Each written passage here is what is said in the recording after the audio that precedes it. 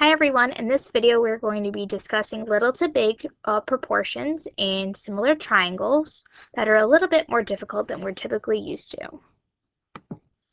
Let's take a look at this example. In triangle SCU shown below, points T and O are on SU and CU respectively.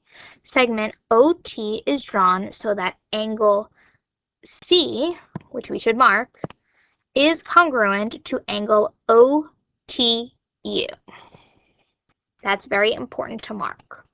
Then it says if TU is equal to 4, OU is equal to 5, and OC is equal to 7. What is the length of ST? Okay, so this is a little bit difficult and different than what we're typically used to because we can't just pull out little to big triangles. We're going to have to redraw them because look, the angle C, which is congruent to angle T, they're in different locations. So what we're going to have to do when we redraw them is this is going to be my big triangle. So this is going to be SUC with the angle there. And when I draw my smaller triangle, I'm going to flip it so angle T is at the bottom in the same location as angle C. So it's going to be OTU.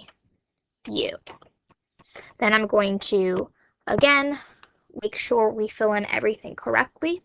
So the length of TU is 4, so we have 4 on the bottom here. OU is 5. Now the length of CU, because the two numbers are next to each other, we have to add them. So 7 plus 5 is 12.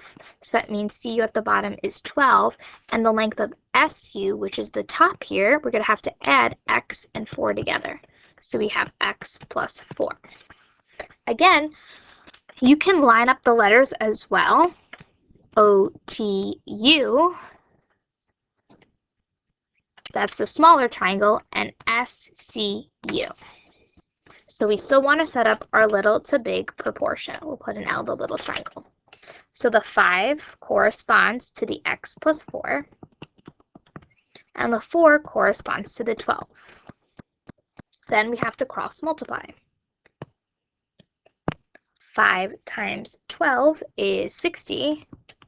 Then we have the distributive property. So 4 times X plus 4. 4 times X is 4X. 4 times 4 is 16, is equal to 60. Subtract 16 on both sides. 4X is equal to 44. Divide by 4, and you end up getting 11. So 11 is going to be my answer.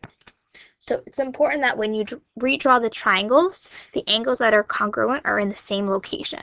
Otherwise, you can line up the letters and notice that angle C and angle T, they're corresponding to each other as well.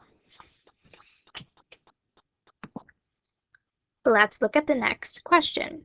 In triangle CHR, O is on line HR and D is on line CR so that angle H, so let's mark angle H, is congruent to angle RDO.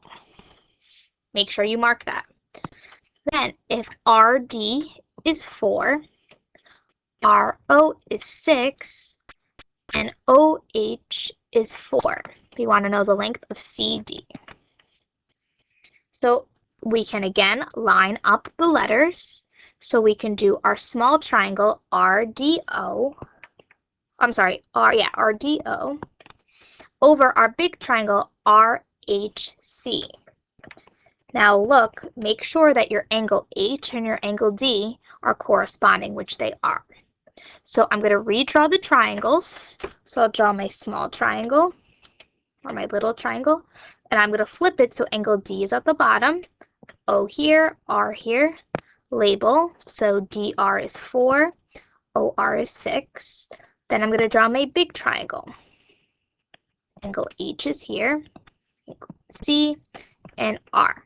Now, HR, because 4 and 6 are next to each other, we have to add them. That's 10. And then length CR is X plus 4. You have to add the two numbers next to each other. Then it's a little to big triangle. So 6 corresponds to x plus 4 is equal to 4 over 10. Cross multiply. So 6 times 10 is 60. 4 times x plus 4. Distribute. 4x plus 16 is equal to 60. Subtract 16 on both sides. 4x is equal to 44.